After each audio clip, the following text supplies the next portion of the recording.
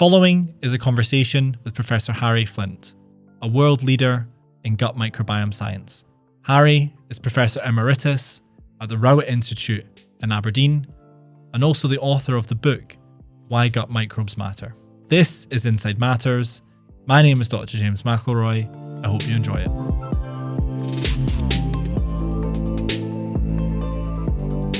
How did you get into the field of the microbiome?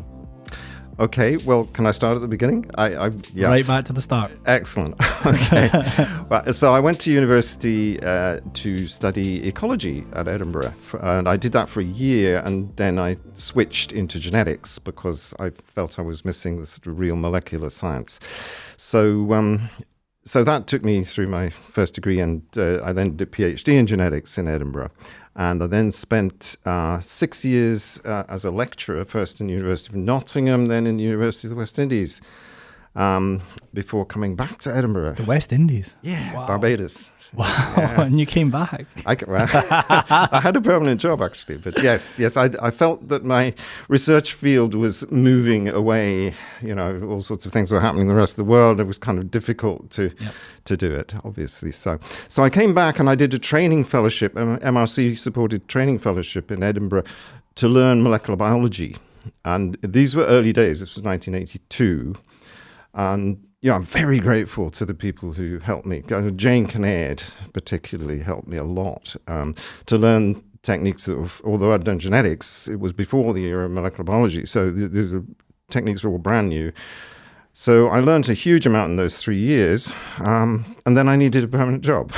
and I got the job at the Rowett Institute in Aberdeen, and in 1985. And it was a challenge because although I'd used E. coli in my molecular biology training, all the bacteria that were in the rumen, which is what I was working on. Sorry, what's the rumen for the listener? Okay, so the rumen is the huge organ of digestion in a ruminant animal, the sheep and cattle.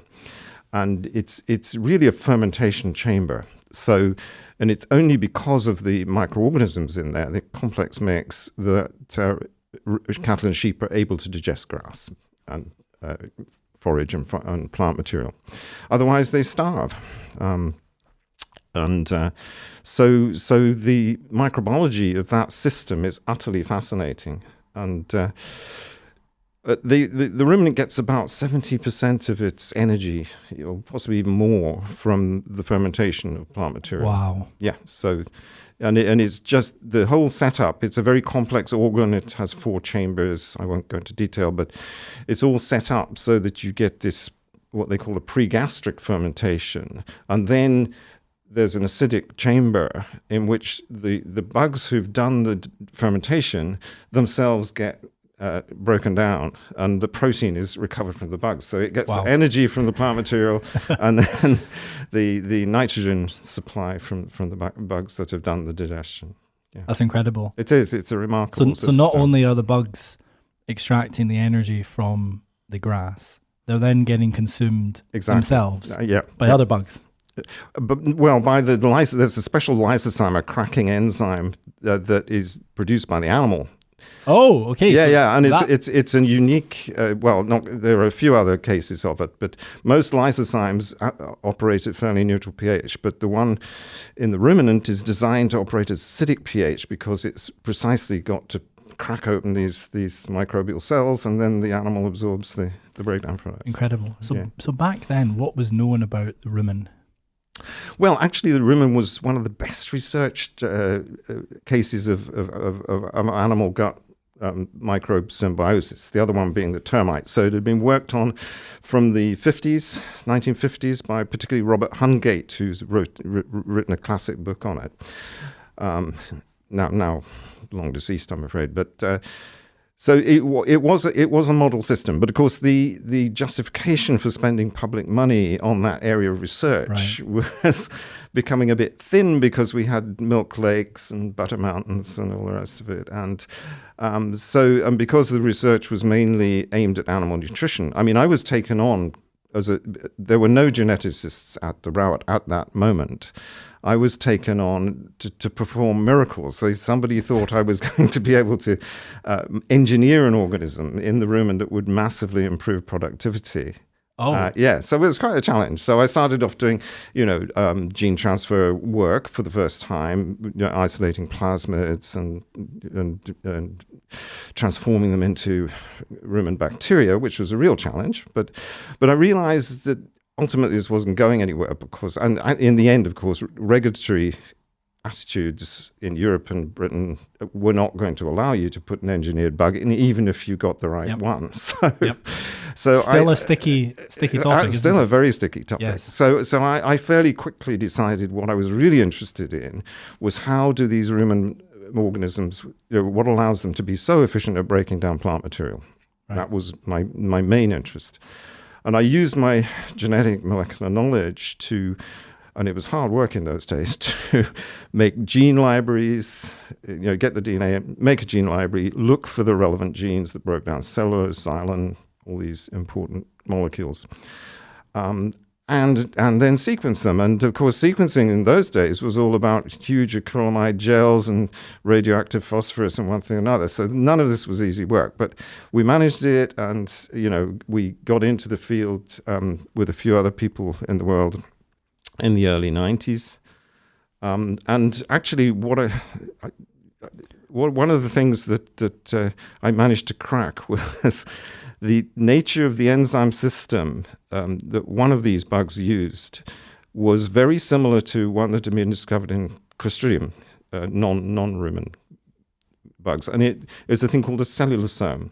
And this is that all the enzymes involved in the breakdown of this plant fibre are organized onto the cell surface in this one big complex. Right. And it's held together by little bits of glue called dockerins and cohesins. And the guy who discovered this in the early 80s was a guy called Ed Bayer, working in Israel. Now, when I published a short paper in 1997 suggesting that there was a cellulosome in this species, he immediately got onto me, sent me a letter, because there was no email. And said, you weren't first, I was. No. He said, by the way, would you be interested in collaboration? Oh, okay. And that collaboration lasted, actually it's still going on in many ways, but Wow. it lasted for the next 20 years and was hugely productive. Amazing. So we showed the first case of a cellulosome in a gut organism, and it came to the point, obviously a decade or so later, where we had the genome sequence of one of these organisms. We were able to show that there was something like 220 proteins produced by the genome that contributed to these complexes. Wow. We don't know what they all do. Still to this day? Still to this day. I mean, I'm not working on it anymore, but fascinating. Really. We will get to the microbial dark matter later, which was in your book. But just sorry, I don't want to spend the whole time on this, but just to round off, because it's a nice story, is we much later we found a similar organism. Actually, it was a French group isolated it in the human gut, which is one of the few human gut bacteria that can break down cellulose. It also has a cellulosome. It's called Ruminococcus champelensis because it was isolated in France. Wow, love that. And the very last point of interest on this story is that we found another organism, Ruminococcus, in humans, which is one of the dominant species in humans, that is the keystone species in breaking down resistant starch. Right. It makes a similar sort of complex, but it's devoted to starch breakdown. And we've called that the amylosome. And it is your hypothesis that because we all evolved with bacteria on the planet before us, there are parallels between different species? Yes. Across host species. So, and the final paper we published on this amylosome story, we looked at an Australian isolate from sheep, right, of Ruminococcus bromii. It has an almost identical amylosome to the 4 human isolates that we've looked at. Fascinating. It's extraordinary. So yes, I think these bugs, and the other thing about that organism, since we're talking about it, is it makes spores, and it's one of these gram-positive organisms, used to be described as a non-sporing anaerobe, But it's got the genes for spores, and boy, it makes spores. So this is, I think, how they manage to be so prevalent. And despite being very oxygen sensitive, they can transmit from host to host and even between species. I'm going to bring you back just a step because you mentioned termites. Yeah. What's the story with termites? The termites have got a microbiome? They do. And it's termites, unusually for animals, actually make cellulases that can break down cellulose, but they don't do it very well. And so a termite will only be able to munch its way through woody material, right, by virtue of its microbiome. Oh man, and in one group of termites, and I always get this the wrong way around, so I won't even try. One relies largely on protozoa, so microscopic animals. Really? Yes, single-celled animals. In their body. Yes, in their gut, and another type relies on more on bacteria. It's incredible. So, and it was actually the first thing that Hungate looked at was the termite as a model for symbiosis. Wow. Yeah. This model for symbiosis, how far does it extend around the planet? So, well, I mean, we're talking about symbiosis generally is absolutely fundamental. I mean, you can regard our ability to use oxygen for respiration as a product of symbiosis because there was a very early, well acknowledged now, very early fusion between an archaeal cell and a bacterial cell that was able to use oxygen for respiration. And those bacterial cells reduced in size and genomes. They lost genes all over the place. But the thing they retained was the electron transport system. Yep. And they are now our mitochondria. So that is the most astonishing example of symbiosis for me. And the same was true for photosynthesis. Microbes had the ability to photosynthesize in the form of cyanobacteria long before any plant. Wow. Proper plant could do it. And it was only by the cyanobacteria becoming internalized in eukaryotic cells that you ended up with green plants. That's incredible. Yeah, it is. It's So is it fair to say that every living thing on the planet probably has some sort of symbiosis in some respects? Or is that too big a grand a statement? I mean, to be honest with you, the world is, I mean, the planet Earth is probably I think it's incredibly prevalent. Let's say that. I mean, you know, the trees under the ground, the roots are associated with fungi, mycorrhizal fungi. You know, there are endless examples of symbiosis, and some very sophisticated. I mean, in my book, I won't try to explain it now, but the light organ of the squid involves luminescent bacteria, which are symbionts. Yeah. I mean, everyone listening should read your book, Why Gut Microbes Matter. When I read it, it opened my eyes to the world beyond the human gut microbiome, which is where I've spent the last 7 years. Mm-hmm, mm-hmm. And I did read about the termite, but I wanted you to explain it because you would do it way better than me. Yeah. But my take home was that actually this concept of symbiosis extends to pretty much everything. Yeah. And there's all sorts of incredibly fascinating examples in the wild that are microscopic, but also even bigger, you know. There's the crabs that sit in the shells. I forget what they're called again. There's also sharks who have little fish that swim alongside with them. Yeah, cleaning. Yeah. And they've got the birds that sit on the open mouth of the crocodile or alligator and clean the teeth. Yes. You know? Yes. So there's all sorts of incredible examples like that. And pollination in between insects and plants.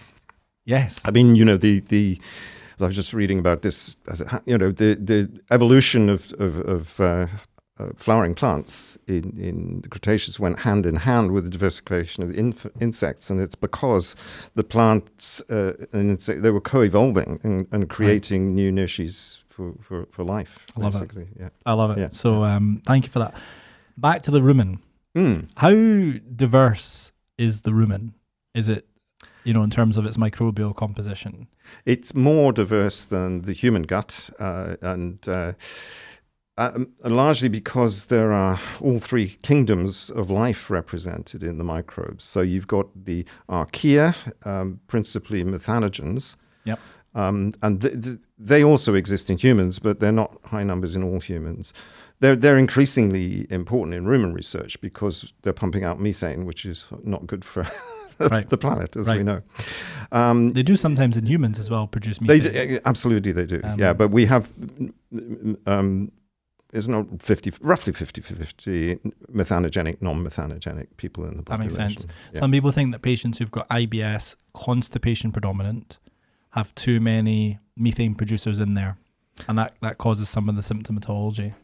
That's interesting. There is a paper or maybe a few papers that suggests that methane itself is a signal that's controlling gut motility. So that really is very, very interesting. I think I cite it in the book. Okay, I'll find it in the references. Yeah. Amazing. So back to the rumen, sorry, and I'm keen to hear. So it's just to finish the diversity story in the rumen. The bacteria are the most numerous. So they're a different domain of life from the archaea, although they look very similar. The bacteria are the most numerous, and they're incredibly diverse. And then you've got eukaryotic microbes in there, both anaerobic fungi and anaerobic protozoa. And both those groups are very diverse. The fungi are extraordinary because they're almost the only fungi that are anaerobic on the planet. And they were originally, when they were first identified, nobody thought they were fungi. They thought they were flagellated protozoa because the rule was all fungi are aerobic. Well, not these ones. Are the fungi in our guts aerobic? Yes. Yes, we don't have these particular anaerobic fungi that exist in the rumen. Yeah. Why are there anaerobic fungi in the rumen then? Have we figured that out? I think because the rumen is such a huge organism and the oxygen tensions are far lower than you get in the human gut. That makes sense. Yeah. So how did you go from rumen then to the human gut? What was that transition like? Okay, well, in the end, it was quite painless, and I kept the same themes going that I'd been interested in the rumen in the end. But how it happened was towards the end of the 90s, we were getting a bit of encouragement to move in that direction, where I was, and I got a studentship with Robert Gordon's university, Colin Henderson, who was there then, to look at what produced butyrate in the human gut. That was his idea, to look at that. And so the argument was, there's plenty of literature that says that butyrate as a microbial product is really important for gut health. I mean, you'll know this. It helps to promote apoptosis in colorectal cancer cells. In other words, it helps to prevent cancer. It supplies energy to the colonic mucosa, keeps it healthy. But nobody could tell you what the major butyrate producers were. So I put together with Colin Stewart and a small group a project. Ardella Barcelona was a student. We got her to start isolating bacteria using our rumen methods applied to the human fecal material. That makes sense. Yeah, and then we simply screened. We did over 300 isolates. I forget, it's not a large number actually, but we then screened them all for what acids they produced and fished out the ones that made butyrate.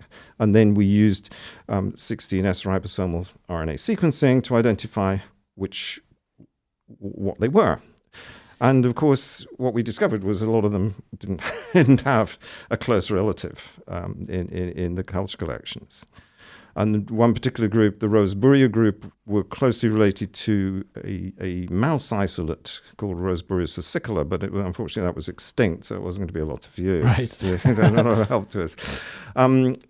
So we wrote this paper. We got the paper out in the year 2000, and it's still quite widely used, and it certainly formed the basis for our work over the next 20 years on this group of organisms. Yep. And we're still actually writing up species descriptions for organisms from that piece of work. What was known back then? I mean, like if you could stop 100 people on the street today and say, do you know what the microbiome is? And I think a high proportion would go, oh yeah, I know, it's important for your gut health. Mm-hmm. Back then, I mean, even 7 years ago when I got interested in this, people would look at you kind of funny. Yeah. Well, What was it like back then? It was a niche subject. I mean, there were people doing very serious microbiology on the human gut. And I mean, some huge numbers of isolates and some very big papers had been published, but it hadn't been linked with the molecular identification. So there are an awful lot of isolates that belong to species, and we'll never know really how they relate, because the isolates have now been lost, and we'll never know how. Where have they gone? There wasn't money to maintain the collections in America, particularly. So, Really? Yeah. A lot of these just went by the board and got lost. Yes. So there are papers describing things, but we don't know. Someone needs to find them. I think you'll be lucky, but yeah, but you're right. But imagine how many potentially therapeutically active strains were discovered then and now are gone. No, I'm afraid that's the case. But as you know, and we know, it's actually not that difficult to isolate more.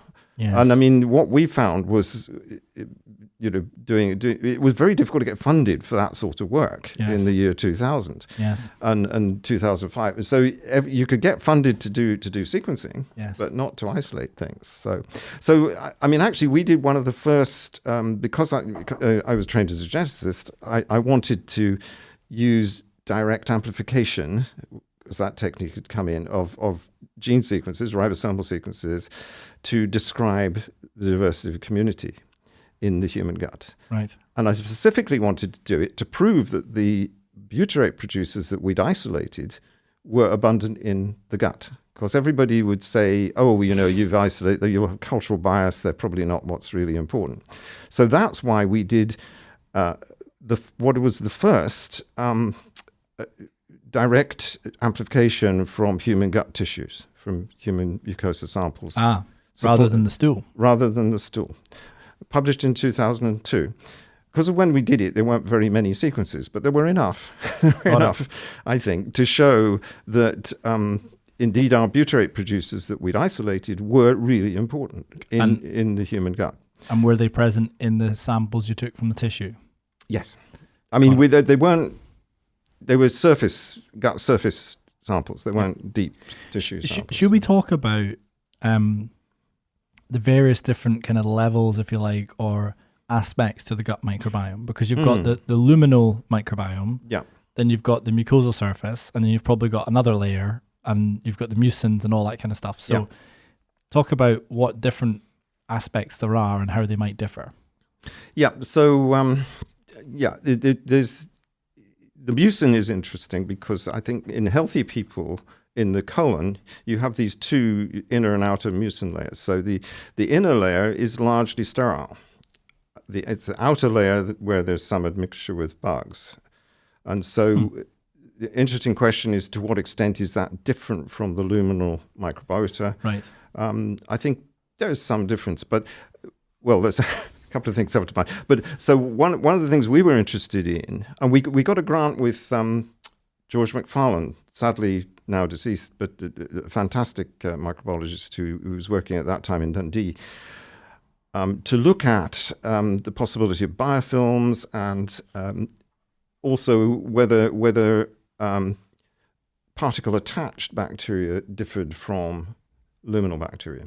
Mm-hmm. And the person we took on to studentship on that project was Alan Walker, who's now much later rejoined. Who I was with last week. Later rejoined our group as a member of staff, but much later on. But at that time, his job was to look at that question. And what we have a paper in environmental microbiology where we showed that indeed, if you recover solid material, put it through a series of washes, compare that microbiota with what's in the lumen, there are differences. And the key difference, significant difference, was actually in the ruminococcus group, which I've already alluded to. They tend to be particle associated. Is that a keystone? I don't know why I'm making this. Yeah. No, I'm very pleased. I'm very pleased you're mentioning that. Is that a keystone species? Ruminococcus bromii, we believe, is keystone. And this, well, I might as well talk about it now. The evidence for that, or what made us think of that, was a study that Alan was involved in. Now, Alan, when he left us, joined the Sanger Institute in Cambridge, which was very fortunate from our point of view because it kept us connected. We weren't able to keep up with the sequencing craze that was happening around the world. And because the Sanger Institute of anywhere in Britain had the resource and the ability to do that. So Alan went straight in there and was able to join in with us in a number of projects. What we were able to do at that point was to take advantage of the Rowett Institute's nutrition expertise, because that's what it did, to help analyze a number of ongoing human studies. And so what they were doing uniquely, and this was Alex Johnston, who's still very active in the Institute, was to run highly controlled nutritional studies where the whole of a person's dietary intake was controlled by our kitchens. Okay, and they weren't, I understand. They weren't allowed to cheat. No, I understand. The things were checked, So they stayed over, didn't they? And they were. Well, they didn't necessarily live on site, but they had to report. If they didn't, they had to report to the. Because I've seen nowadays in the newer Rowett, if I call it that, they can live in the Rowett. Yes, they could. They could to make sure they're not sneaking off and having a. It depends on the study. An iron brew and exactly. It depends on the study whether they. But so this was very unusual. I mean, there are hardly any studies of this type done. So what we were in one of them, a particularly interesting one, what we were able to do, we brought them in for a brief maintenance phase where their diets were all made the same, and then we did a crossover trial in which some of them went on a high resistant starch intake, some on a high wheat bran. In other words, non-starch fibre intake. Why was it important to look at starch and non-starch? What's the importance of starch for the microbiome? Well, so there's a medical reason, which is that high starch intake had been linked with certain benefits, and the high fibre intake had been linked with certain other benefits. So the physiologists wanted to know, nutritionists wanted to know what difference that would make to the metabolome and to health indicators. Got it. But it allowed us to ask a very interesting question about what difference does it make to the microbiome, because at that time there was a general assumption that an individual's microbiome was pretty much fixed. Okay, it will wobble up and down a bit, but and maybe even there were differences between people that had nothing to do with diet. This was the enterotype idea that was around at the time. And is that enterotype idea dead now? Have we just? You're going to come to it. You're going to come to it. I'll come to that. It's partially dead, but not entirely. But I'll come to that. Okay. But the thing, the dietary trial, what that particular one showed us was that within a few days of switching the diet, you got dramatic increases, not in all species, in certain species, ones that specialized in that substrate. Ruminococcus bromii was the biggest beneficiary from a resistant starch diet switch. And that changed, just for the listeners, because they're eating up what you're feeding it? You're providing them with a substrate. That's what we call, what they eat, what the bugs eat. You're providing them with dinner. With dinner, which they like. Exactly right. Yeah. Because I think a lot of people don't realize that when they eat a plate of food, some of it is digestible using our physiology and anatomy, but a lot of it sometimes, depending on what's on your plate, is not digestible. That's right. It needs to be gobbled up by the bugs. Yes. And you're talking about fibre and starch, and it's these things that feed the microbes. Yes. So yes, that's right. And I think for a long time, fibre used to be called roughage, didn't it? And everybody sort of knew this, but what wasn't really known until really George Macfarlane and his collaborators in Cambridge at that time got onto it, John Cummings, was that there's a big fraction of the starch we eat that is not readily digestible. And I won't go into the reasons, but there are all sorts of reasons why that is, particularly if you don't cook it properly. Right. Right. Yeah. So that is a big source of energy for the bacteria in the large intestine, is the starch that doesn't get digested fully, and that we call that resistant starch. Yep. But the one thing in this particular study, which was really fortuitous, and it's almost anecdotal as well, is we only had 14 subjects, right? But 2 of those subjects, when we measured what came out in the fecal material, they didn't ferment all of the starch. Oh. The other 12 did, almost completely. But so there were no traces left in their stool? That's right. No traces of starch, which you can do by chemical analysis. Whereas these 2 people, there was plenty of starch left. Huh. Those 2 people did not have Ruminococcus bromi. Right. And that's why that's our evidence for it being a keystone species, although we followed up with other evidence later. So, easy question for you. Yeah. What is a keystone species? Okay, so I define a keystone species as one that if it's removed from the mix, from the community, it has knock-on effects for the whole community. Okay. And as opposed to, if you like, redundant species where you take one out and another one just fills its niche. That makes sense. Yeah. Why is the gut not just full of keystone species then? Why do redundant species exist at all? I think that's really an evolutionary question, isn't it? A population genetics question almost. I mean, you know, a successful group of organisms like the Rosbureo or like the Bacteroides, you know, will diversify. That's always happened in evolution. If there are tiny niche differences, then they'll you know, get in a few extra genes to do that job. Or, but I think I think it's the functions that are really quite difficult to perform, and the breakdown of particulate starch is a good example. Where you're more likely to get keystone species because only a very small fraction of the community has evolved in that direction. Right. And of course, in so doing, they've lost the generalist ability to do everything else, because you can't do everything all at once. You know, you can't be a brilliant starch degrader and also use mucin and all the rest of it. So I think that's an evolutionary phenomenon. How really. many keystone species might there be that we've identified? Oh, I think we've only scratched the surface now. I mean, I think you would look for similar species in mucin breakdown, for example, which is quite a tricky thing to do. And there's Natalie Juge in Norwich, who I've collaborated with. She has identified some organisms there. I think it doesn't have to be all about substrate breakdown either, because I think another group that I would regard as keystones are lactate utilizers. So this is another area of particular interest for my group.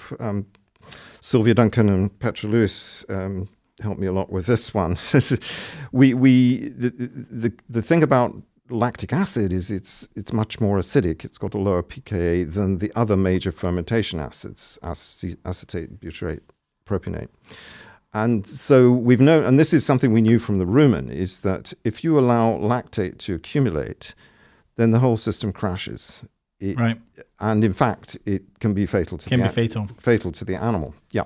I read recently that, and I know really very little about the animal kingdom, but if you feed rabbits the wrong type of grass, they don't survive, or is that something to do with lactate? I don't know. But when you say it can be fatal, is that just because they've eaten the wrong thing and the microbes can't deal with it? Yes, one of the reasons it can happen is if you feed a ruminant animal too much readily digestible starch. This must be what I was learning about, yeah. Yes, that's right. So what it is a downward spiral. What happens is you get there are certain bugs in the system. Streptococcus bovis is the classic one in the rumen, that are very good at growing fast on starch, readily degradable starch. Right, not the non-degradable stuff. Not the non-degradable stuff. Got it. Yeah, and they happen to produce heaps of lactic acid. So, and by producing heaps of lactic acid, they drop the pH to low 5s and even into the 4s. And of course, that's not a pH where most of the normal anaerobes in the system can function. So they don't grow anymore, and you get dominance. Yeah, and unfortunately, the D form of lactic acid is actually a toxin. Okay. So that's what kills the animal. That makes sense. Yeah. Yeah. And that's a direct microbiome thing there. You know, it is absolutely. It's an instability triggered by feeding the wrong thing, as you say. Now, in humans, there is an equivalent situation called short bowel syndrome, which, I mean, it's not quite the same, but it is again life-threatening and can be dealt with by changing what you feed people. Very interesting. But So bringing you back, we were speaking about essentially the Sanger, the sequencing, Yeah. the culture collections got lost, and the evolution of your work at the Rowett as you were getting into sort of keystone species and trying to understand essentially the makeup of the human microbiome and why each component is important. So how did that continue to evolve then over time? And we mentioned enterotypes. okay. Should we touch on it? Okay, yeah, let's touch on that. So what was or is an enterotype? Because it had a lot of fanfare for a while, didn't it? Yes, it did. Yes, it did. Well, there was, it came out of the sequence analysis done by the MetaHit project in Europe, which is a big EU-funded project led by Dusko Ehrlich in France. So they mashed the data that they'd accumulated from large numbers of human subjects from fecal samples, and they looked at it and they decided it was not continuously distributed, that you could identify 3 clusters of microbial communities. So I think at the time, one was described as prevotella predominant, one was Bacteroides predominant, and the third one was described as Ruminococcus predominant. Now, this was slightly muddied by the fact that nobody really knew what should be a Ruminococcus in those days. It was a catch-all genus, which has now been largely reclassified. But also at the time, that it was before we'd published our paper on the dietary impact of starch and fibre. So there was this general feeling that you had a microbiome for life. And in fact, somebody... That was the wisdom. Yeah, the received wisdom. And there was even a suggestion somebody unwisely made that these enterotypes were like blood groups. Wow. But they're clearly not. That fixed. Yeah, I think the people fairly quickly backtracked from that. But so not long after that, though, some of the American groups got involved and didn't manage to find exactly the same. I mean, they did find some discontinuity, and the one that seems, but the existence of 3 groups was definitely challenged. Is it more than 3? Is it less than 3? The one that stood up and still stands up, actually, is the Prevotella Bacteroides one. Yep. Is that because of people who are vegetarian? Well, I don't think it's that simple. I was quite mystified and skeptical about this for a long time because we'd never found many Prevotellas. But in our latest study that was published a couple of years ago in BMC Microbiology, we looked at doing a dietary intervention with 21 subjects locally here. And to our surprise, we found 8 of the subjects were Prevotella predominant, anything up to a quarter of their microbiota were Prevotella. The remaining 13 had almost no Prevotella and were Bacteroides predominant. And for the listener, what's special or interesting about Prevotella? We know very little about it in the human. It's a really dominant organism in the rumen. But it's those 2 genera are both in this big gram-negative phylum of Bacteroideaceae, or Bacteroidetes, I should say. So superficially, they're rather similar organisms. They have a characteristic gram-negative cell wall. They produce largely propionic acid as a product, and some succinate as well. But and they have a lot of genes concerned with the breakdown of polysaccharides, carbohydrates, fibre. So you would think it wouldn't make much difference. But actually, there's something, and we still don't know what it is, that means that they don't like to coexist in the same host. Interesting.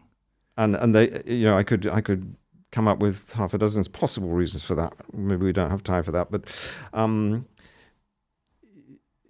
it seemed it's stood up through multiple human trials, and now that we found it in our own trial, I actually believe it. So that's what you meant by it's kind of dead, but it's not really dead. But it's not really dead. No, there is definitely a mutual exclusion or something that means that you don't get a lot of Bacteroides and a lot of Prevotella at the same time. Could it be explained by, and now we're getting into the 6 things or so that you probably thought we wouldn't have time for. But could it be that, for example, the mother of the person who's prevotella predominant was also prevotella predominant and a vegetarian, and therefore what was seeded at birth was a little bit of prevotella? Is that one theory? It's one theory. It's one theory, definitely. Yes, that. So there is a correlation with fibre intake, right, in some studies, and the classic one, actually, I think, an Italian study, but there's also an American study that shows the same thing. Is there was a group of African children with much higher fibre intake compared to a group of Italian children. The African children had a lot of prevotella. The Italian children the Italians were having the Italian food. Exactly. Lots of pasta, and a similar by Gary Wu in the States came up with a similar thing in American populations. In our study, so we thought that was the answer too. But when we actually looked at the fibre intake of our subjects, and there was a definite overlap, complete overlap between the Bacteroides predominant and the Prevotella predominant. Interesting. Group. So it didn't seem to us that it was going to be as simple as that. It's not as clear cut. But what we did find in that was that we did an intervention with a thing called Axos, which is a prebiotic derived from fibre. So xylo oligosaccharides, basically. And that was added as a supplement in this study. And what we did find was that Prevotella was greatly encouraged by the Axos. And is that a good thing? That's the jury's out on that. So should everybody have a fibre supplement if they're not getting enough? Their diet? With that, you're taking me in a different direction now. But it depends where they sit on the recommended intake scale. So they should try to achieve the recommended intake. Whether they do it with a particular prebiotic, many people would say that a complex fibre is better, in general terms, than a specific supplement. Can we go down this rabbit hole a little bit? Yeah, let's do it. So African Amazonian tribes. Yes. There's been a bit of research to suggest that they have like 70, 80, 100 grams of fibre a day, which is far more than the recommended 20 or 30. Yes. And it's been observed that they don't have autoimmune disease. And one of the links that's been made is, well, because their fibre intake's so high, but they also probably don't have antibiotics. Should we all just be trying to increase our fibre intake as much as possible because it benefits our microbiome? I think we should be trying to achieve an intake that is comfortable for us, because if you don't want to be going to the toilet 3 times a day, then Well, some people we know, because we run a program called Number 2. Some people go 3 times a day.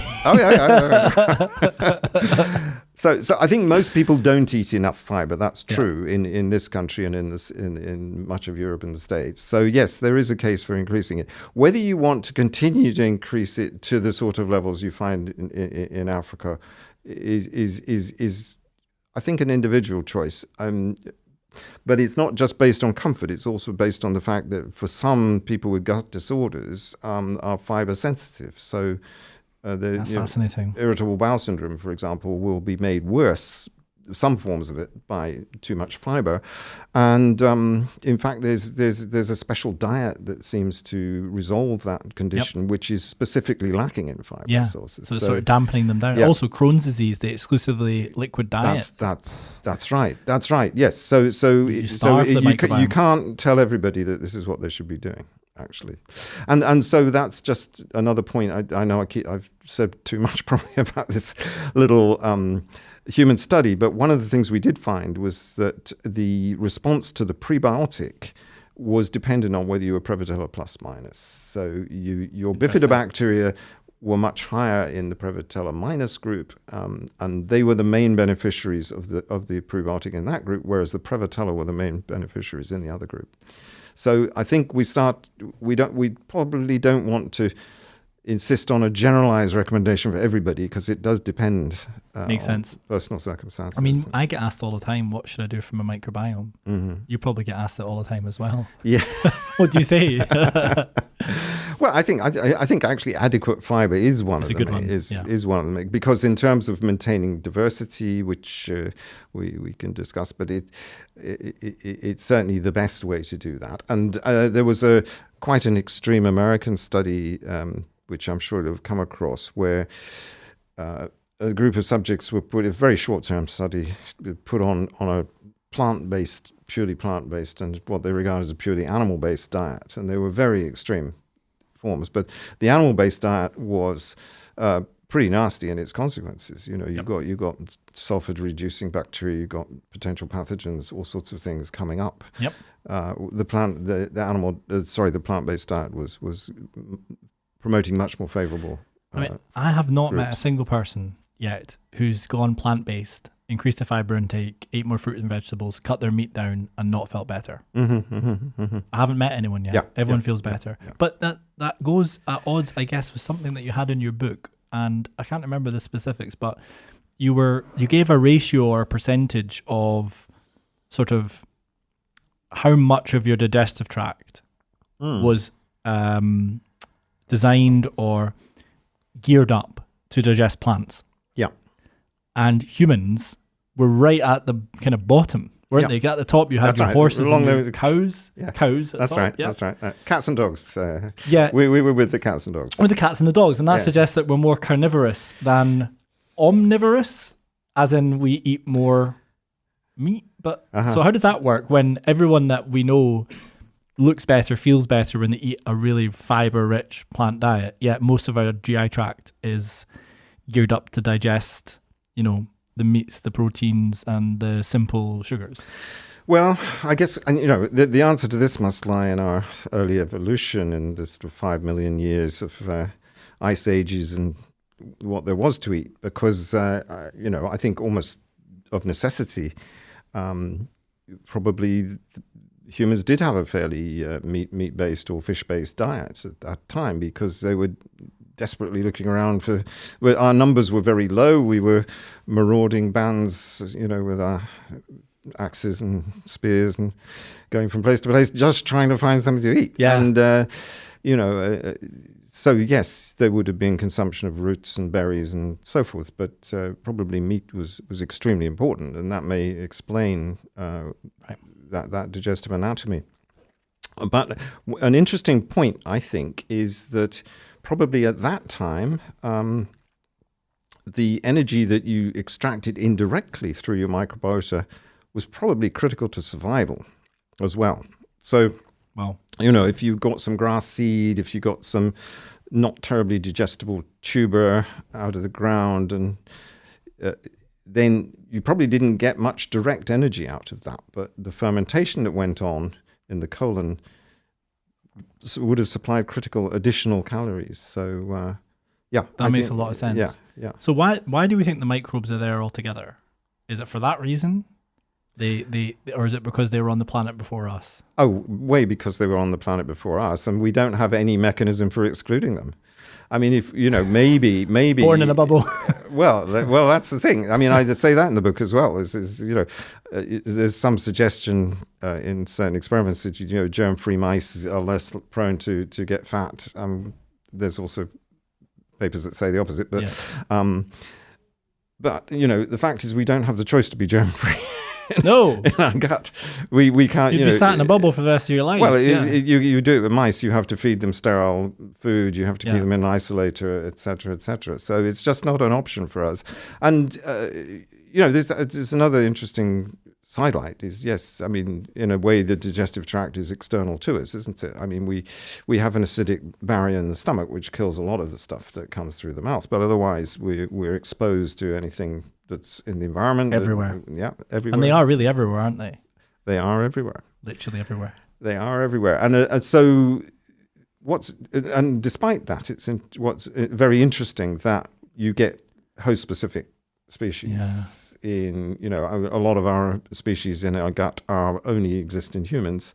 Yeah, that's something I want to talk about. How is that even possible when there's microbes absolutely everywhere else, and we seem to just be colonized by what we call human microbes, and dogs are dogs microbes, and horses are horse microbes, and do you know what I mean? Yeah. So how is that a thing? I is think it the immune system? It's. I hadn't assumed it was the immune, but that may be part of it. Yes, but I mean it's evolution, isn't it? I mean it's the environment of the rumen is somewhat similar to the colon in the human, but it's not identical. And so, the species will, and the food supply coming in is very different because it's coming in directly. What goes in the animal's mouth goes into the rumen, whereas in our case, it's you get extraction, stomach first, digestion, absorption, etc. So it's inevitably the characteristics you need to be successful in the two systems are different, and that will lead to speciation. If in addition, and this is the interesting thing actually to me, there is limited transmission between the environment and the gut. So most of the transmission is from parent to offspring, mother to offspring. Yep. During those early years. Exactly. But of course, it's not true with facultative anaerobes. So E. coli, there's plenty of work showing that a farm worker will pick up E. coli from the farm animals, the dogs, and etc. Because those organisms can transmit in droplets and exist.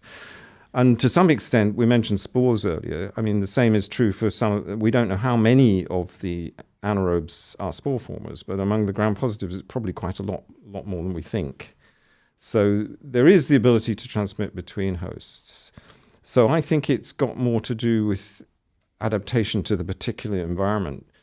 It is remarkable in humans because we're not that old a species that that we've differentiated in relatively small number of millions of years. But and there's also huge diversity between.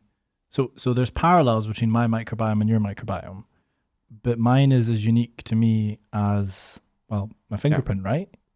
Yeah, I mean, this comes down to the issue of core species, which was not a bone and contagious. There was a debate at one time. Is can you define a group of core species that will be found in almost every human? To which the answer is yes, pretty much. But their proportions will vary between individuals. When we say species, do we really mean species, or do we mean some higher level of taxonomic classification? Well, I'm talking about species there because I think it applies to species, but it doesn't apply to strains because where the uniqueness applies, I think, is at the strain level. And interesting. Again, it comes down to adaptation to a particular environment. Everybody's gut is subtly different pHs, different transit times, different immune system, different set of immune genes. So there's plenty of scope, and it's inevitable that strains on genetic grounds, that strain variants will appear and will be huge variants, right? Yeah, exactly. So we're on to keystone species and diversity. Mm-hmm. So how can we describe the microbiomes then across different people? Like, what are the metrics or parameters that are important? So well, this is my sort of cue to talk about the way we decided to start to analyze the system. So we've mentioned that for some functions, and butyrate production would be one of them, there's a lot of redundancy. There's maybe dozens of species, hundreds of strains that can produce butyrate. Does it actually matter that much which one is predominant in which person? I think there are enough differences to suggest that it may matter, actually, but at the species level, genus level, not so much at the strain level. So, but what we decided when we were thinking about trying to model the system theoretically, we decided the way to cope with this was to define a functional group. So you could have one functional group for butyrate producers. We actually decided to make three. For butyrate? For butyrate, yeah, because we think it's such an important... We love butyrate. We think it's important. We had a lot of information on butyrate producing bacteria that we didn't have for some of the other ones. So we had one that corresponded to Faecalibacterium, we had one that corresponded to Roseburia erectale, and we had another one that corresponded to the lactate utilizers that can make butyrate, which seemed to be a quite distinct functional group. So we had a total of 10 functional groups. So we also had acetogens, we had methanogens, we had propionate producers, etc. So lactate producers. And are all of them required for a healthy gut? I would suspect yes. We believe so, yeah. But I'll tell you how in a minute how the modelling can help us decide that, because I think this is really interesting. So what we then did was we set this up with mathematical specialists from BIOS in Edinburgh, Helen Kettle and Gretchen Holtrup from the Institute in Aberdeen, and they constructed a model. Computer model, mathematical model, that we applied to our chemostat, actually Alan Walker's chemostat experiment, where he'd done a pH perturbation to the chemostat community and showed that this shifted metabolites and it shifted microbiota. In fact, this is what really started us thinking about this, because in his PhD work, he showed that at pH 5.5, you favored butyrate production, but doing a switch to 6.5, you greatly reduced butyrate production, greatly increased propionate production.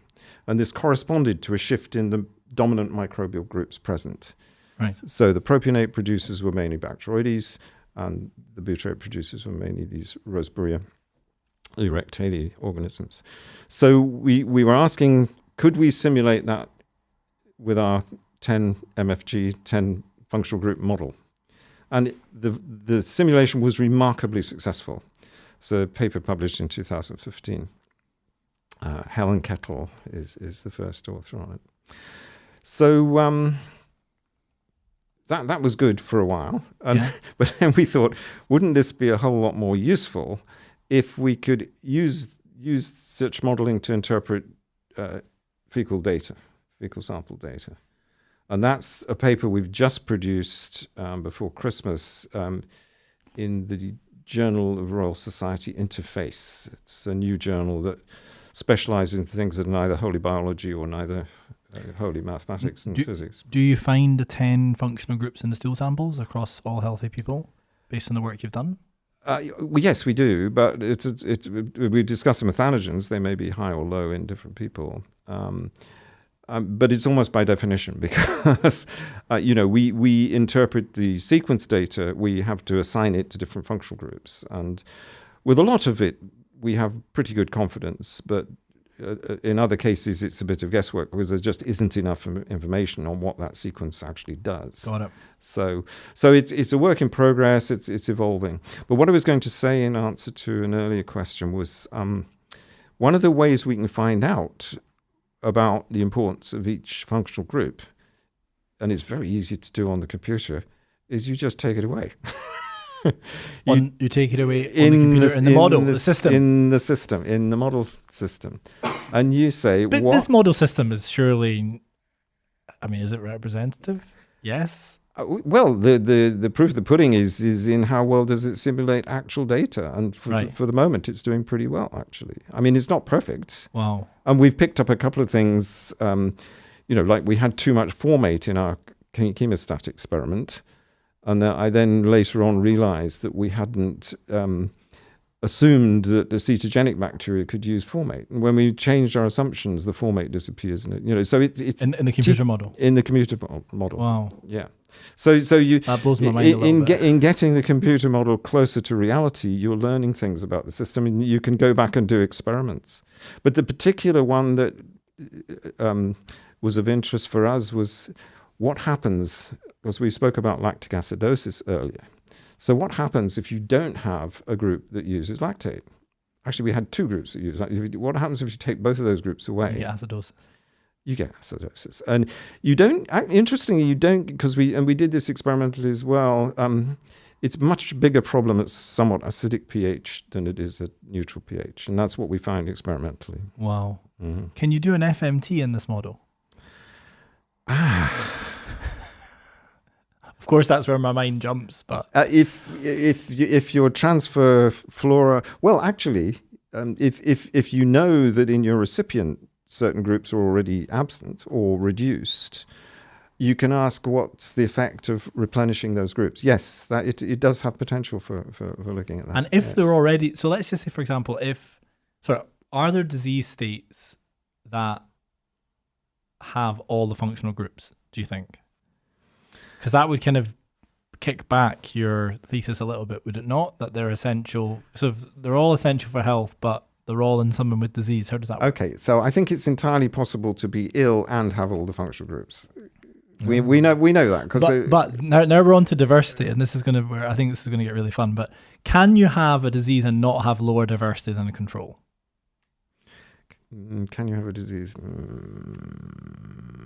Yeah, I'm sure that's the case. Yes, because the most reproducible finding. I mean, it depends. I mean, disease is a very broad term, isn't it? So I'm getting onto the subject of diversity. I mean, you can have a heart condition and a perfectly normal microbiota, can't you? Well, can you? I don't know if I'd be that definitive. This is what I'm getting at. Harry. So my view, and I'm conscious I'm speaking to someone who's so much more experienced than me in this, and I'm a bit embarrassed even saying it, but my view is that the most reproducible finding across all the case control studies, all the interventional studies, is that lower diversity relative to a healthy control, and we can debate that, or lower diversity relative to someone who was less sick, same person, is versus a higher diversity associated with less sickness, either in the same person or a control, is the most reproducibly, is the finding that is observed most frequently. And it seems to be robust, if I can call it that. It happens again and again and again. Whereas the strain, species, genus level changes are more debatable. Because of functional redundancy, or I don't know why, but we don't have a playbook or a book that says right, okay, you have ulcerative colitis. Okay, we know for sure that you have absence of these functional groups or these strains or however we want to describe it, and we have too much of these. We've got ideas, and the classic one would be Crohn's, Faecalibacterium parasitii, wouldn't it? Yeah. But what we do know is we could open the book and it would say, you almost certainly have lower diversity relative to when you didn't have active disease or a control. So is diversity not king? I think it's hugely important, and I mean I agree with you. I think to an extent, because we mentioned MetaHit earlier. One of their papers had this wonderful bimodal curve where they'd looked at gene diversity across quite a large number of subjects, and yes, there was a low diversity hump and a high diversity, and the low diversity people were somewhat more likely to have metabolic syndrome and to be obese than. No, it wasn't a completely clear-cut thing, but yes, there is a consensus in adults in that direction. Whether it's true that extremely high diversities that you find in hunter-gatherers, for example, in some studies, automatically make those people healthier, I don't know. There are all sorts of debates you can have around that. So I would agree there's a diversity below which you're probably in trouble from a health point of view. Whether more and more diversity is necessarily what you want, I don't know. And I mentioned this in our previous conversation. Is this my worry about this is if you look at infants. Yeah. There are, I don't have an answer to this one yet. I've been pondering it. There are a number of papers that would suggest that the breastfed infant has a less diverse microbiota, mainly because it's dominated by bifidobacteria than the bottle-fed infant. So which is the healthier state. So I think it's not the be-all and end-all. That's all I'm saying, I think. Maybe I'm placing too much emphasis on it, but from I've got a much more simplistic approach to this, I think, than you do, because you have this insanely amazing understanding of the strains and how they change and what they produce and the system as a whole, whereas I take maybe it's a more clinician approach. Okay. Which is high diversity seems to be associated with health, low diversity seems to be associated with disease. Okay, how do we get more high diversity in people? I think it's a good working hypothesis. Just a starting point. Right? I don't have a problem with it from that point of view. And, in terms of dietary manipulation, I think our work, a little bit of work we did in vitro with a chemostat system where we looked at, is it better to supply 5 fibers or 1 fiber? Yep. In terms of diversity, we actually looked at this. The answer wasn't quite as clear-cut as I expected, but what it said is that if you only supply 1 fiber, then make it a complex fiber like wheat bran that has a lot of different linkages and will create a lot of different niches. Yeah. Just chatting it through with you, I can think of 2 examples where high diversity is probably not a good thing. So Crohn's disease, seemingly, because we starve the microbes and you see a vastly reduced diversity after they eat EN. Yeah. So maybe there's a higher diversity of bugs that are causing the problem, and that's the issue. Yeah. Maybe you need to change what's in there in these patients. I think the issue with, I'm not an expert and I'm not a medic either, so I shouldn't say too much, but there's a big genetic component, isn't there, in Crohn's disease? So why are the Faecalia bacteria not there? It's because something to do with the set of immune genes that those people have been dealt. You think they boot it out? They like kick it out, or possible, isn't it? Yeah. Yeah. Yeah, that makes sense. Yeah. Well, some people and in which case trying to repopulate Yep. is not going to be that successful. Well, it's going to be futile, isn't it? Exactly right. Yeah. But some people say that, well, there is a company that's developing Faecalibacterium as a single strain now, and they are doing a study, and I don't know if it's to maintain or induce remission. That's another key question. Okay. But maybe the FMT is more likely to be successful. I don't know. So we've gone on a huge, very interesting discussion away from your work. Yeah. But I think we bring it back to your work, please, and how it evolved over the kind of latter parts of your career. Which is still going, of course, isn't it? Because you're still publishing. I'm still writing. You're still writing. I'm discussing and talking to people. Yeah. So, something that I wanted to come on to was the evolution of our butyrate work, because having isolated these bacteria, we started getting interested in the biochemistry. We said, well, what pathway do they use for butyrate?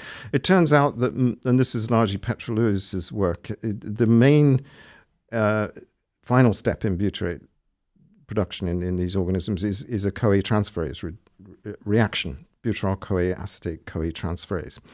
And that's a well-known enzyme, but most people before that would have assumed it was butyrate kinase, which is an alternative route that did the final step. Now, that's sort of, a biochemist's interest, but it has implications. And one of the consequences we showed early on was that these organisms that use this enzyme are taking up acetate at the same time as producing butyrate. So some of the carbon comes from the polysaccharide, from the sugars, but additional carbon comes in from acetate. Now, why does that matter? Well, we discovered later on that the rate at which that happens is pH dependent. So in the pH 5.5, you get a lot more acetate taken up and a lot more butyrate produced than you do at pH 6.5, neutral pH. So jumping well ahead, in 2022, we published a retrospective analysis of 10 human studies that we'd done while I was still involved, and in which we'd looked at microbiota changes in human dietary trials in volunteers, and we'd also, in some cases, we had data on pH, and we also had data on the major metabolites, microbial fatty acids.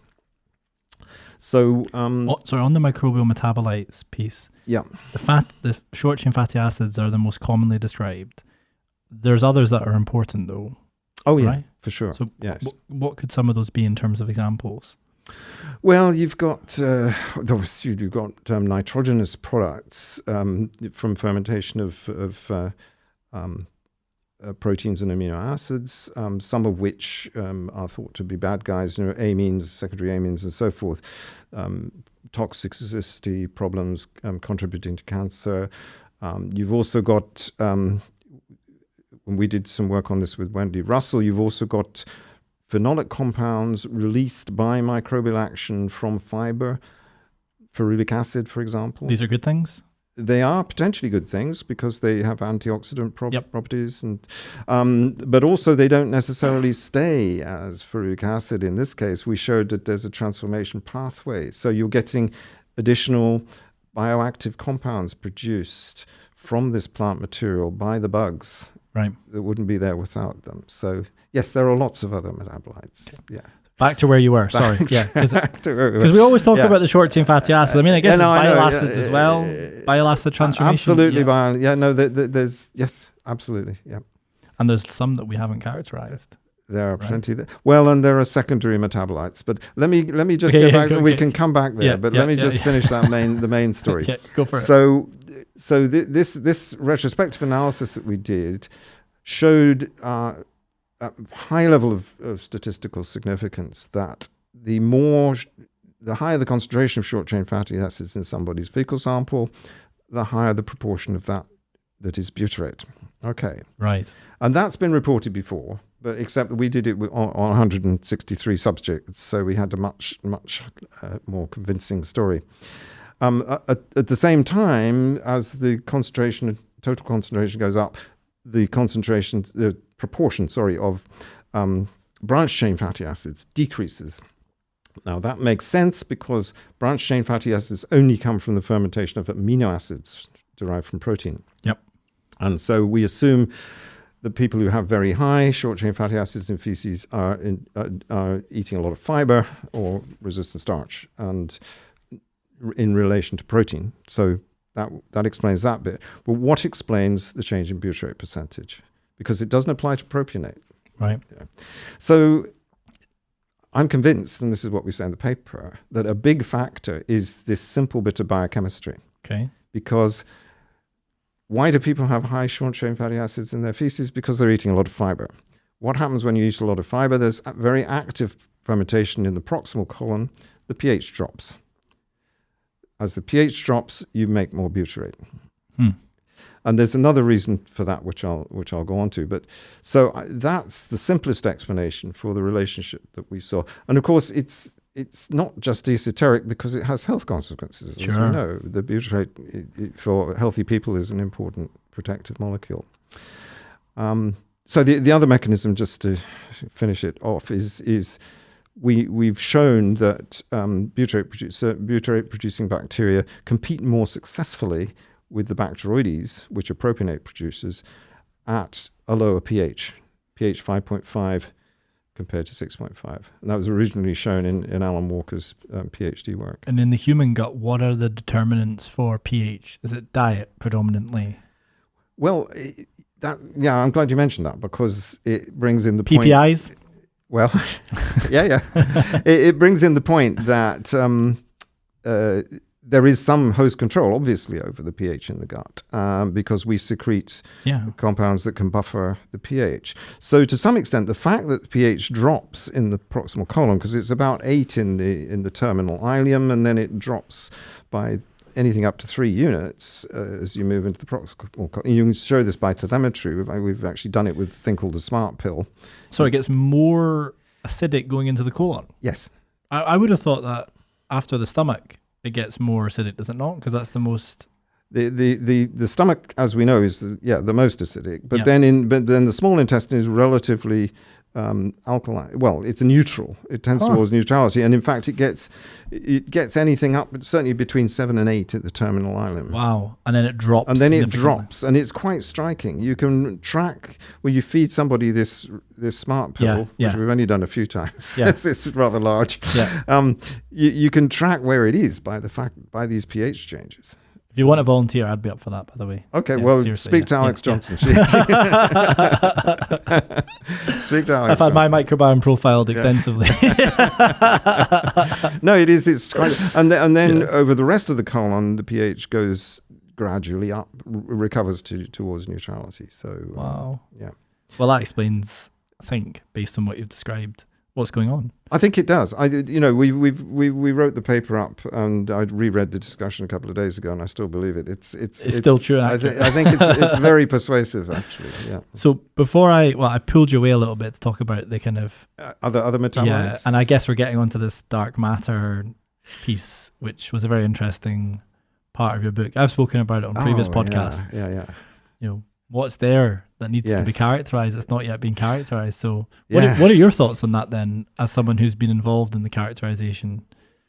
Well, I think it's definitely true that some organisms are a lot more difficult to isolate than others. And part of this is oxygen sensitivity, part of it is vitamin requirements.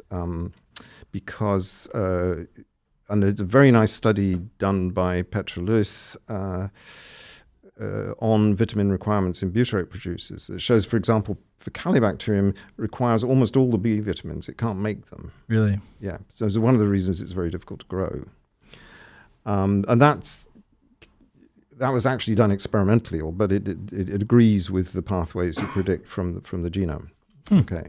So, is Faecalibacterium the hardest, or might there be other ones that are even harder now? Well, there might well be, yes. Yeah, Ruminococcus bromii is a nightmare. So to grow. I mean, we thought we had a rumen fluid-free medium for it, but then it started getting sick, and we had to put a bit of rumen fluid back. Because actually, I didn't mention that the isolation. So how do you know the bug's getting sick? Well, so it doesn't tell you, does it? When you transfer it, it grows more and more slowly. Okay. And what it was, yeah, that makes sense. Sorry, no, go, please. Yeah. So when we did the rumen isolation work on the human that I talked about at the beginning, so we did isolated human gut bugs using rumen fluid medium. I thought, well, this can't go on. We can't. A, we don't have access to the cows indefinitely to get rumen fluid, and B, nobody's going to take this seriously if you can only ever grow it on with rumen fluid. So I said, well, okay, what is required? And actually, the simplest requirement was short chain fatty acids. So I designed You feed them the short chain fatty acids? Well, we put it in the medium. So But they produce the short chain fatty acids. I know they do, but so sorry. So I took the rumen fluid out. This was with Adada Barcelona. I said, take the rumen fluid out. We'll put the short chain fatty acids in. Don't put in butyrate, because those are the ones we're looking at. Yeah. But some of them might need, and indeed, Faecalibacterium requires acetate. It hardly grows without acetate. And you have to give it the acetate for it to get started. Wow. And some of the other ones. That's really cool. So for the listener then, just to contextualize that, what you're basically saying is that products of microbial metabolism are required by other microbes. By other microbes to grow. Exactly right. This is the cross-feeding theme. Wow. So we discovered that, and Adela showed that some of them even require the branch chain fatty acids. You don't put those; they can't grow at all. Some Coprococcus species are like that.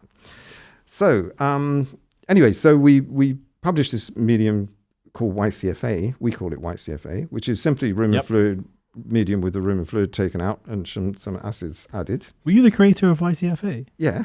I didn't know that. Oh yeah. The proper description of the medium is in a paper in 2012, Lopez Siles et al. We published it much earlier in the original Faecalibacterium, but we made a mistake, which I'm embarrassed about. But so the proper. So I'll tell you that my YFCA story. My YFCA story goes back 5 years ago. And I was trying to get the company up and running, and a key thing was how do you determine how many likely viable anaerobic microorganisms are in your FMT product? Right. That was a key question. Yeah. And we were using Columbia blood agar at the time. So I did this kind of round table, and Alan was on this round table. Yeah. Julia was on the round table, asked someone else, and everyone came back and said, why are you not using YCFA? So there you go. That was my first connection to you 5 years ago. So dark matter. The dark matter of the microbiome. That sounds ominous. Yep. So we get to the point where growing bugs is not straightforward, and the medium that you use is critical, and a lot of them have a lot of requirements, vitamin requirements, etc. You even get to the extreme situation of things called syntrophs, which what is that? Syntroph is an organism that can really only grow in the presence of another organism. Wow. There are such things. Wow. So is that not a symbiosis? Not quite. I mean, it's a form, if you like, it is a form of symbiosis, but it's a term that's used for this particular problem of how do you ever get this organism in pure culture? And the answer is you almost can't. But hold on a second. So what is it about the other organism? Is it something they produce? It's an energetic thing. Is that the reaction. The overall reaction can happen if the two organisms are present, but for thermodynamic grounds, it can't happen if only one of them is present. And there are papers on this from way back. Oh, my mind is blown. What does that even? What even is that? So is it? Do you think they're sensing each other? Is it a form? You're going to laugh at this. Is it a form of consciousness? I wouldn't describe it like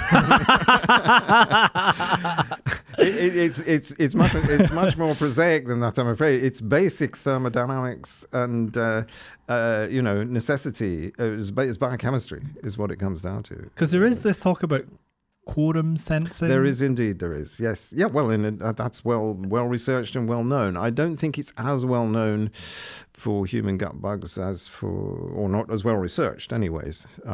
You can find evidence of quorum sensing systems from the genomes. Finding out what they do, how important they are is a different thing. For the listener, could you just give a very quick overview on quorum sensing? Well, I'm not an expert in it, let me say, but it was originally discovered in cultures of organisms where it became obvious that the density of the culture altered the gene expression, and the behavior of the organism. Wow. So that was the original discovery of quorum sensing, and when it became really interesting, because it involves signaling between cells, and there are different types. I won't, because I probably can't remember them all. There are various different mechanisms. There's peptide mechanisms and other types of cyclic molecules that are involved in the signaling. But where it became really interesting was the discovery that, in fact, it wasn't necessarily limited to a single species or a single strain, and that you could potentially get signaling between different groups of microbes. Which is fairly mind-blowing. It really is mind-blowing. I love that. Yeah, I love it. But I mean, it has practical significance, because I mean, it happens in some pathogenic organisms, and it's a way in which the organism decides when it's a good idea, if I can put it like that, to change its behavior like when is a good point for us all to start infecting. If there's only one of me, there's no point, because I won't win. But if there's hundreds of me, then I will. I get it. It's unbelievable. So that's a fascinating area, which has been of a lot of interest. But I'm not aware, but I'm not up to date totally of a lot done on the anaerobes. Because where I was going to, I know I'm probably not right here, and I'm going to laugh again. But maybe they are talking to each other through some yet undiscovered mechanism.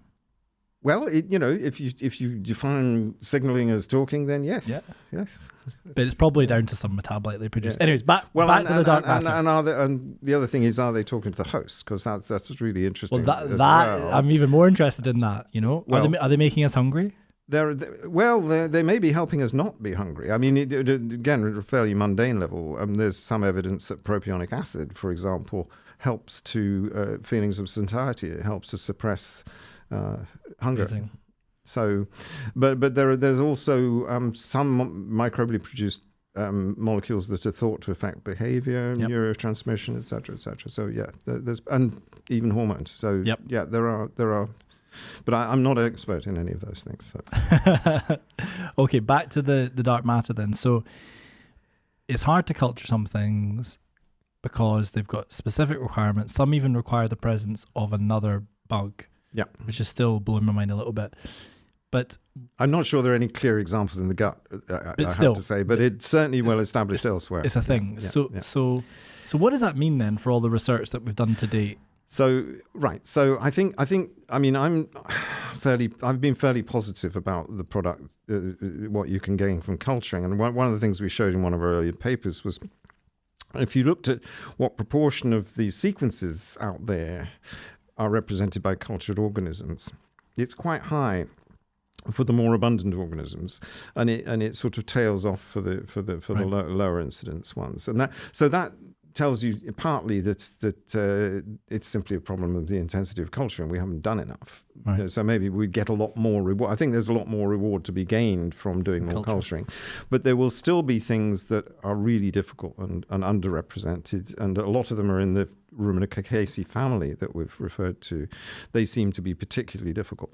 So one of the ways of tackling it is to say, let's not bother culturing because we've got metagenomes, and we can assemble organisms' genomes from this mass of data, and there's been remarkable success even with the rumen in doing that. I mean, I was very skeptical at one time, but it has been achieved, and then the next thing you can maybe do and this has again been achieved with the rumen, is you can say, look, here's a rather important looking uncultured organism, and maybe it correlates with a disease or health trait, and we need to know more about this. We'd quite like to culture it. Let's look at its genome and find out what its growth requirements should be from its genes. Mm-hmm. So it can't make all these vitamins, so we have to put those in. It can't do this, it can't do that, So, and there have been cases where cultivation of a particular species has been helped by metagenome information. So that's one way forward, definitely. And I suppose now that the computers and the artificial intelligence is advancing, it might be able to tell you, based on everything that it knows in its database, what's most likely to work for a strain that you've... That's true. That's true. With the slight caveat, and I'm afraid I'm always a skeptic on almost everything, but is that the annotation is not perfect. So you will get genes that are the computer confidently tells you do such and such, and there's actually no evidence that they do that. They may be distantly related to something that does such and such, but it's particularly, detailed work we've done on enzymes suggests that you can't assume just because something's in the amylase family that it's an amylase. It's a sort of degree of certainty that. So with that caveat, but what that says to me is that you need not just to do bioinformatics, you also need some real science going, if I could say that, to go along and to keep informing the bioinformatics process, because you need better annotation, better understanding of function, basically. We've spoken a lot about bacteria, but there's also the viruses. Yep. There's also the fungi. Yep. The protozoa. Yep.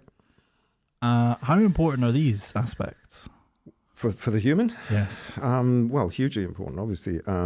So the virome, which is the total collection of viruses in there, in the gut is presumably dominated, well, we know it's dominated by viruses that infect bacteria. Yep. But we know remarkably little about them. There is some evidence that in disease states like ulcerative colitis and so forth, and Crohn's disease, that the virome changes. What does this mean? Is this just a reflection of the bacterial hosts changing, or does it implicate the viruses in some, causation or unknown quantities? So that's a huge topic, a very complicated topic that needs developing and looking at. I mean, we know viruses. We had some work on this ages ago, can carry pathogenicity determinants. So the E. coli 157 sugar toxin gets transferred between strains on a virus. And really? Yeah, bacteriophage. So that's and that's one of the reasons you get such a diversity of positive strains in the rumen, is that process is happening all the time. Wow. So no, virus is massively important, and not just as direct agents of human disease. And why is it that we know relatively so little in comparison to the bacterial aspect? Is it the fact that it's harder to study? They're not metabolically active, so they're not as important. All those things. I mean, if you think about it, getting viral sequences is not so difficult. It's interpreting them functionally, because unless you have a host system that you can infect and study the virus's behavior, it's very difficult. I mean, having said that, some of the molecular biology grew largely from the investigation of E. coli viruses. Right. So lambda bacteriophage, T4 phage, these were what led to molecular biology, and without those we wouldn't have recombinant DNA technology, we wouldn't have restriction enzymes, any of these things. What about the fungi then? Okay, so again, I used to work on fungi, but I haven't worked on gut fungi particularly. But the fungi are commensal fungi, the ones that don't cause disease, are probably seriously understudied. We don't really know a lot about them. I mean, the disease-causing ones like Candida, there was an important research effort here in Aberdeen, which has largely shifted south. But to Exeter, yeah. And again, it's understudied because it's harder to study, or they have bigger genomes. They're not so easy. There's not been the effort put into finding out how to grow them in pure culture. So to fully understand what a healthy microbiome is, which is a topic for discussion, we probably need to do some more work on the virus and the fungi. Yeah, and the protozoa, and with these eukaryotic organisms, the protozoa, the fungi, the interaction of the immune system, I think, Is key. Yeah, Because we could build a healthy microbiome together, conceptually, and we could have a debate about whether there should be a helminth in your microbiome or not, couldn't we? we could. I mean, we could have the debate. We could have the debate. Well, let's build a healthy microbiome then. So eat worms. If aliens came down and they sort of they said, right, Professor Flint, you need to tell us. Tell us what a healthy microbiome should look like, because we're going to build one artificially and we're going to give it to everyone on the planet and everyone's going to be better. What would you do? Okay, so my first, I mean, the simplistic thing is to say, well, make sure you haven't got any bad guys in there. Make sure there are no pathogens, and as far as possible, no pathogenicity, gene islands, and this type of thing. So, and that is the first thing that you'd want to ensure. Preferably, don't have it stuffed full of antibiotic resistance genes. Is that possible these days? I doubt whether it is possible, regrettably, because I mean, you could, in principle, give somebody a very effective enema and clear out their microbiome and replace it by a set of strains that were all. Oh, is this the coffee enema? No, we're talking about something else. These colonic irrigations, yeah. Well, that sort of thing, yeah. Well, I'm pleased to say I have no personal experience with this. So, yeah, likewise. Yeah, all right. So, no, I mean, what would you have to do? Because, I mean, we've all got antibiotic resistance bacteria in our gut, haven't we? To some degree. And I mean, from work we've done in the past, we know that somebody who's on lifelong antibiotics, you can look at their profile, and they look perfectly normal in terms of species strain distribution. But all of those bugs are now antibiotic resistant for whatever they've been consuming. Whoa! Yeah, no, that was a very clear cut conclusion. I did not know that. Yeah.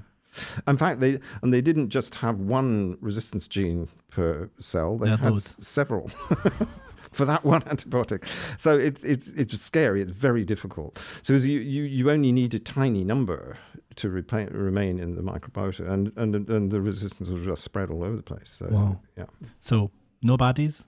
Ideally no... Ideally no resistance. So, and then I think we would want our functional groups, but they need to be better defined and expanded. But I think you would want all the functional groups represented that we've established are important for balance of the community and for health of the host.